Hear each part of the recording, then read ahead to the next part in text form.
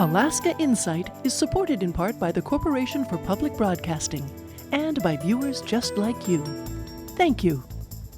Accurate weather forecasting is critical for the safety of Alaskan fishermen and aviators, and recent cuts to the National Weather Service here is causing alarm. You're going to have fewer people working more. It's going to be, you're going to have burnout. You're going to have stuff be missed. How will the reductions affect weather and climate science in Alaska? We'll learn more right now on Alaska Insight.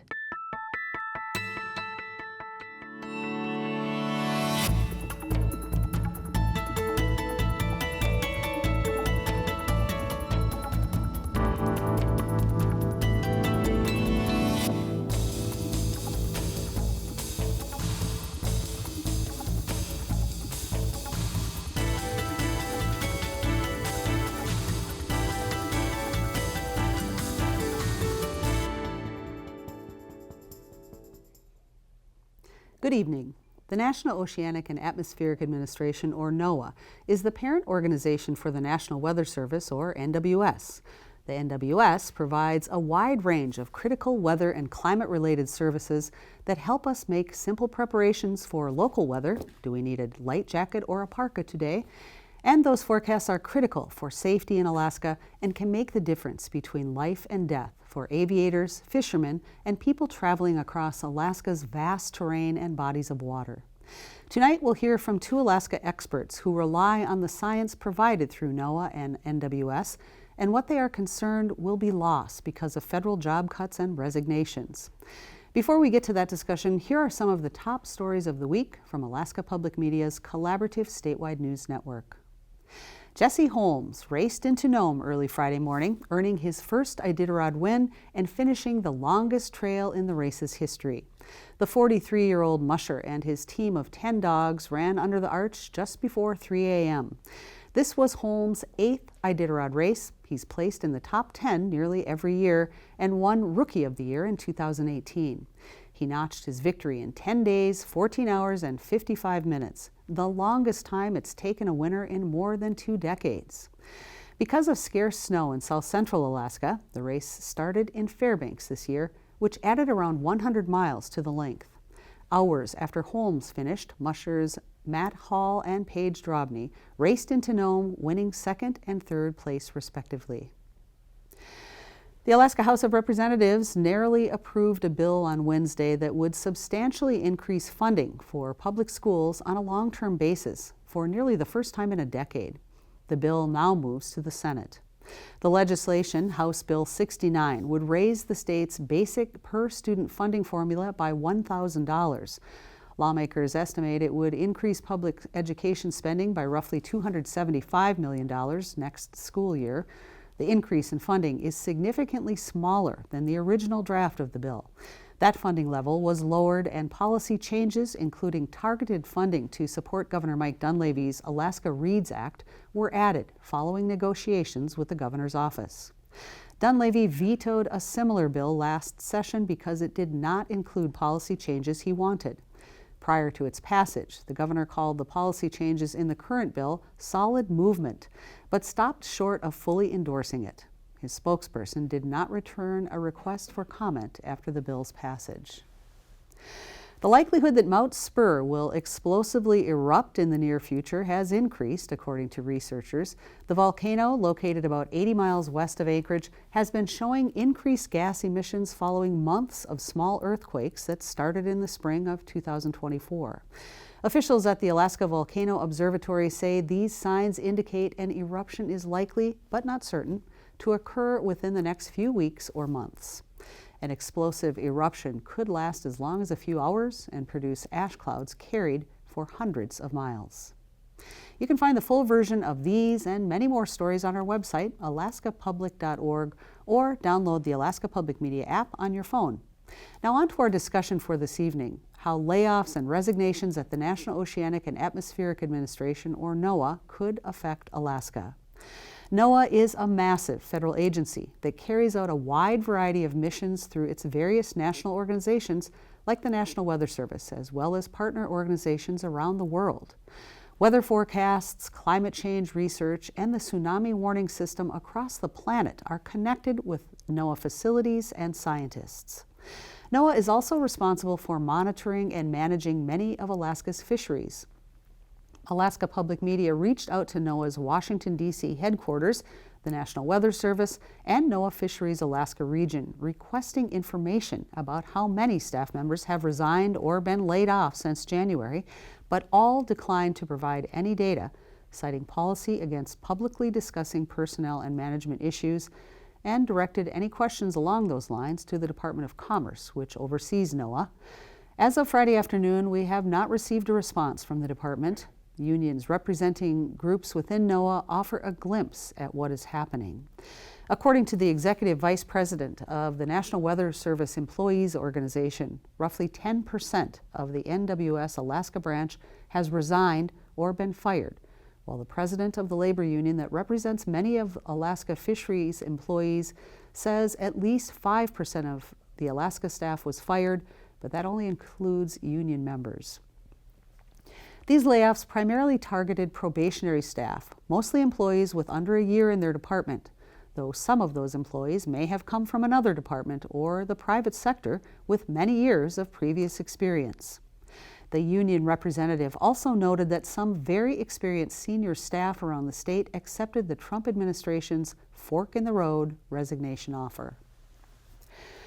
Joining me tonight to discuss their concerns about the massive job cuts within NOAA and the National Weather Service is Rick Toman. Rick worked at NWS for decades, and he is now a climate specialist at the Alaska Center for Climate Assessment and Policy at the International Arctic Research Center at UAF.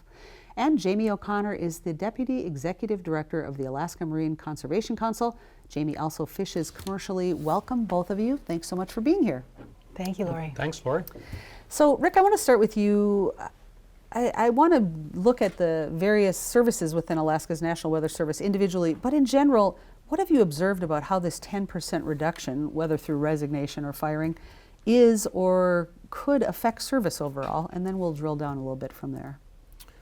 Well, obviously, staff of around 200 people, to lose 10% of that is obviously significant, but it's even more significant when you realize Weather Service Alaska region has been, for many parts of the organization, short-staffed for years.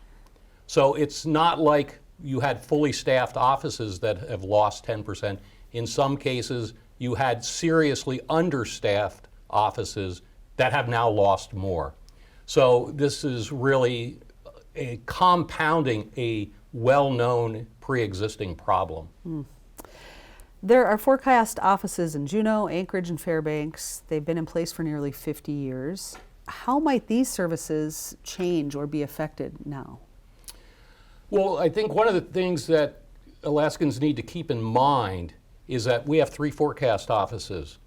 For a state the size of Alaska, the same land area in the lower 48 would have 25, 30 forecast offices, and the staffing levels, the number of people to assigned, the same in Fairbanks, about the same in Anchorage as it is in Duluth or La Crosse or Bismarck. And so we have far fewer people covering this huge area, offices that have been understaffed, and now there's even less people. And importantly, I can't stress this enough, some of the folks that have left decades of experience have walked out the door. And because Alaska is so different than the lower 48, to lose that experience is really a serious gut punch to the services that can be provided with that expertise. Rick, as we noted earlier, you were with the National Weather Service for 30 years through many different administrations. Have you ever experienced anything this disruptive in the past before? Certainly nothing like this. Certainly went through some of those government shutdowns. Of course, meteorologists in the National Weather Service are those essential employees. So we went to work and we didn't know if we would get paid or when we would get paid. And so we've been through disruptions and uncertainty, but nothing like this. All right, thank you for getting us started. Jamie, turning to you now, thanks for your patience. The Alaska Marine Conservation Council is composed of fishermen and others who want to make sure fisheries are sustainable into the future. It's been in place for 30 years. The council works with the North Pacific Fishery Management Council, which NOAA staff facilitates. Describe that relationship as both deputy director of the council and also as someone who fishes commercially. Yeah, so I think folks are familiar with our Board of Fisheries process here in Alaska for state level fisheries. So the North Pacific Council is basically that for the federal waters. So that's 3 miles out to 200. Your crabbers, your halibut fishermen, black cod, or sablefish. So it allows us to have our public process and access our fisheries regulators and the people making decisions about our fisheries. And so the Alaska Marine Conservation Council has worked for 30 years in those processes, Board of Fish, North Pacific Council, and in our communities to try and assist these bodies to understand the needs of fishing communities and fishermen and really advocate for strong science-based sustainable management of our resources. You got some news last night that we know that there's been some judges who have pushed back against the firings and said that either put a pause on them or said you have to go through a different process. That didn't include the Department of Commerce that oversees NOAA until a decision that you saw last night. Yeah, so there were 2 decisions that came out yesterday, one from a judge in, I believe, California, and Judge Brader's decision out of Maryland did include the Department of Commerce under which NOAA is housed. So while it would be great if the probationary employees here in Alaska who work on fisheries were able to go back to work, we are still a little unclear on what this means for their future, and we'll be monitoring that closely. In a previous interview, you talked about the councils that were set up under the Magnuson-Stevens Act in the 1970s. Talk about the importance of NOAA staff in helping the council with research for decision-making about the quotas. Absolutely. So NOAA has some foundational responsibilities to Alaska's fisheries. And that includes everything from temperature monitoring to stock assessment surveys that allow us to set catch limits. So really everything from, a lab tech taking a temperature sample to the lab that's feeding information into a fisheries management model to the managers making those decisions, it all ties back to the people who are out on the water actually harvesting our seafood. And so it may be, maybe folks are less aware that Alaska's largest private sector employer is commercial fisheries. And that we are by and away our largest sector of food producers as well. And so NOAA is really that foundational agency for us to be able to do our jobs. Everything from issuing permits like IFQ for halibut, sablefish, IFQ, crab, individual fishing quota. Yes, Yeah, thank you. So anything from issuing your permits to assessing the stock, to providing the information needed to make management decisions on how much fish we can responsibly take. So really, for Alaska's fishermen, we can't legally or sustainably, responsibly do our jobs unless NOAA is also doing theirs. So that it's very intertwined. Even though the relationship is a bit tense at times. Oh yes. Yes, but yes. Oh yes. Much needed. Thank you. Yeah. Rick, spring river breakup forecasting is obviously very important. That's going to start soon. There is a river forecast center that NWS staffs, provides hydrologic forecasts for not just Alaska, but also Hawaii. I was surprised by that, and the Pacific Islands. Yep.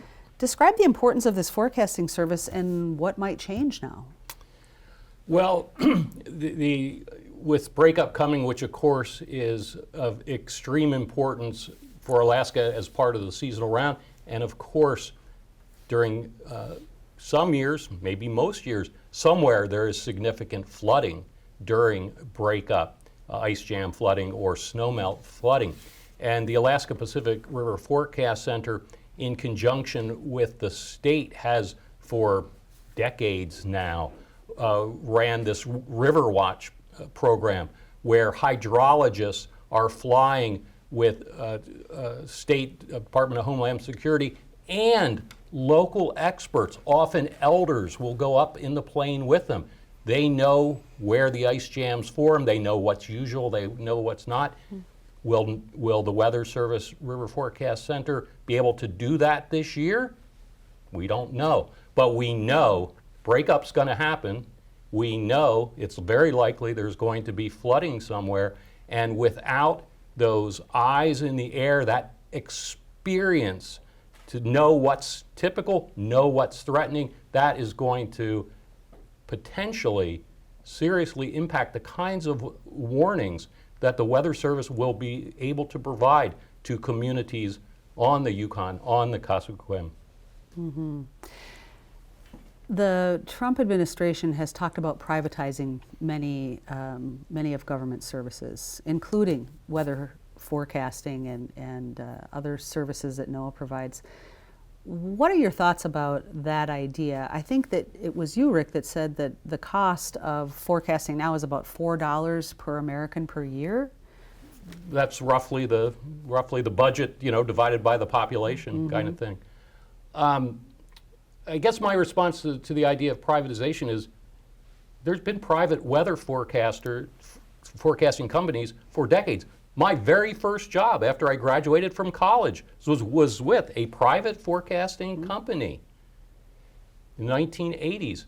And so this has been a possibility, but we don't see it in Alaska for a very good reason, right? Private company, what are they trying to do? They're trying to make money. Alaska has a small population, it's dispersed over a huge area. What's the economic potential for that? If it was there, we would see private companies doing it because private companies have been around for a long time. So I think that for Alaska at least is, we have evidence that this is not likely to work. And Rick, aviation weather for the entire state, as we know, is very important. Within NOAA nationally, there's been nearly 900 positions, 880, that have been cut or have resigned.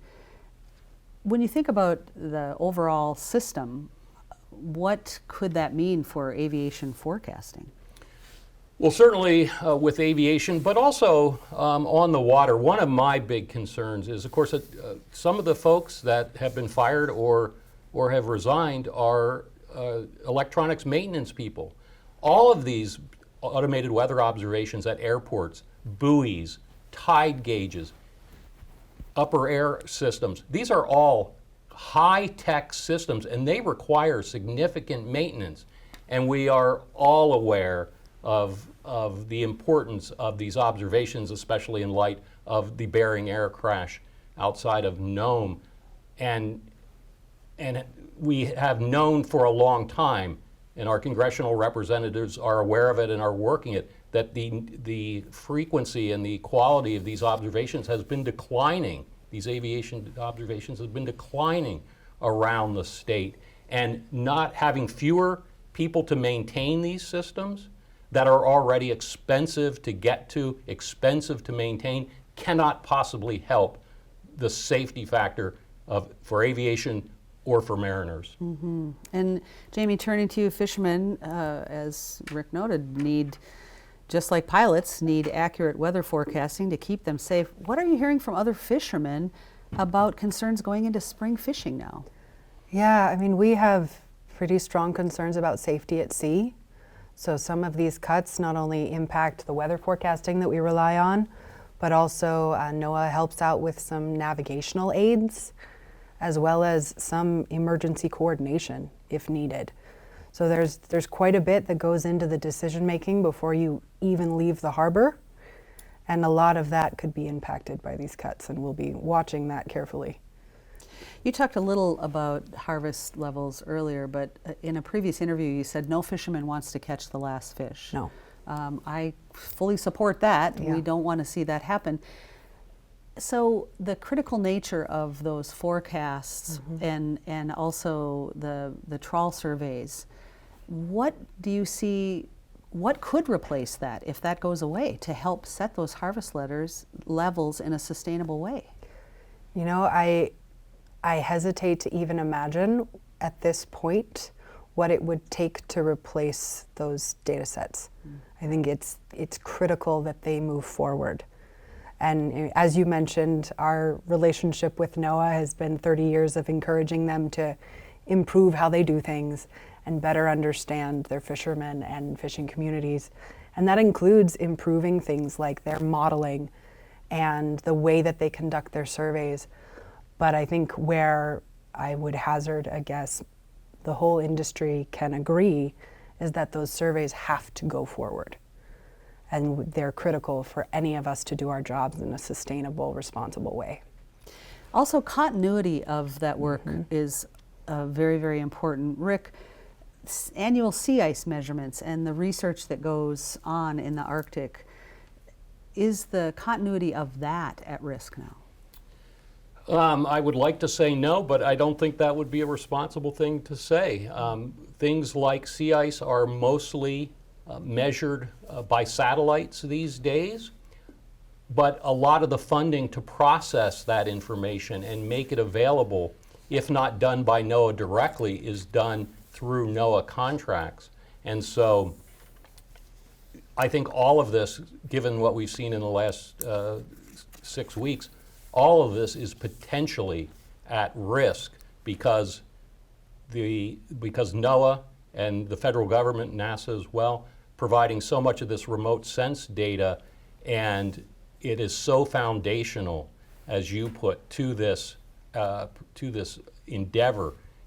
Doesn't get a lot of press, but without it, it's all going to fall apart. You made a point in an earlier interview, Rick, about missing information. You noted that people will still get weather information on their phone or computer, but the quality and accuracy of that information will be different. Currently, I see sometimes what I consider somewhat humorous forecasts of rain will start in 12 minutes or snow will end in 21 minutes. I'm like, okay, well, that's really dialed in. But I assume that level of detail, whether it's silly or not, will be lost. And that's minor compared to aviation and mariner needs. How could forecasts be different going forward, even for average people who are just wondering about whether they need a coat? Well, I think the big impact is going to be felt over the long term. Your apps are going to keep being populated with data. If the federal government decided we are going to stop doing weather models are run all around the world. Those are publicly available. So your app will continue to have data, but how good are those forecasts going to be? Yes, it's easy comparatively easy to write code that, yes, rain will start in 12 minutes, but how good is that? With less information getting into those models, things like weather balloon observations, the forecast will still be there, but the quality over time can go nowhere but down. Jamie, one of the things that you noted are whenever jobs are lost, there's a ripple effect in local communities. What are you hearing about NOAA job losses in coastal communities and how that's hitting the local economy? Yeah, so I mean, I hesitate to call anyone out individually. Sure. But there were 2 individuals who were let go from NOAA who testified to House Judiciary down in Juneau on Wednesday. And they gave very powerful testimony, both of whom were homegrown Alaskans who had done their fisheries management training grad programs through the UAF program up in Fairbanks. And Alaska's been doing a lot of work over the last several decades to expand our bench of homegrown fisheries managers and researchers and people who really care about Alaska's oceans and our communities. And it's working. We've got some really sharp homegrown folks. And so I really hope that these people are able to stay and keep their talent and expertise here in Alaska. I do think that these cuts make that harder. And I also, in my personal experience, the folks who live in community and work for NOAA are caring, engaged, curious people. I mean, I've never met a scientist who does it for the money. So I do think that there are both social and economic impacts, and I would say that those can become a little more marked in especially small communities. Yes. Where the types of roles that people are able to fill are part of a kind of complex constellation of family income that allow them to live and work in their chosen communities. There was some very powerful testimony at that same hearing from a gentleman who worked in the Park Service and was able to live in Port Ellsworth because of his federal work and do important work there. Well, thank you both so much for being here this evening. This time went by way too fast, but thank you for the work you're doing on behalf of all of us. Thank you, Lori. Weather and a changing climate affects us all. For some of us, knowing if we need a raincoat before we go out may be enough on a day-to-day basis, but for aviators, fishermen, and Alaskans traveling in remote parts of the state, accurate weather data is critical for safety. And long-term climate science collection helps improve forecasting accuracy in the future so we can better prepare in advance before the next big storm, wildfire, or other weather-related disaster strikes. That's it for this edition of Alaska Insight. Visit our website, alaskapublic.org, for breaking news and reports from our partner stations across the state. While you're there, sign up for our free daily digest so you won't miss any of Alaska's top stories of the day. Thanks for joining us this evening. I'm Lori Townsend. Good night.